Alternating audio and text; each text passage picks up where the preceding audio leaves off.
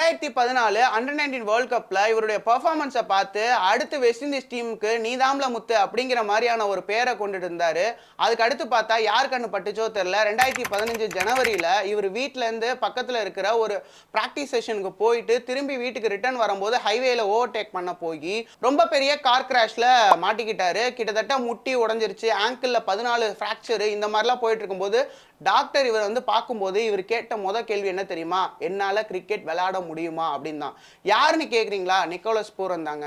கிட்டத்தட்ட முடிஞ்சு போச்சு, இனிமேல் இவருடைய கிரிக்கெட் லைஃபே இல்லை, அதாவது 19 வயசுலேயே பிரைம் ஃபார்முக்கு வந்து இதுக்கு அடுத்து இனிமேல் கிரிக்கெட்டே விளையாட முடியாது அப்படிங்கிற ஒரு நேரத்தில் இருக்கும்போது தான் நிக்கோலஸ் பூரன் டாக்டர் பேச்சு எதுவுமே கேட்காம ஒரு 8 மாதம் பெட் ரெஸ்ட் எடுத்துட்டு பொறுமையாக அவரே நடந்து கீழே விழுந்து திரும்பி எந்திரிச்சு கிட்டத்தட்ட டாக்டர் இனிமேல் நீங்கள் நடக்கலாம்னு சொல்லும் போதெல்லாம் அவர் ஜாகிங் ஓட ஆரம்பிச்சிட்டாராம்.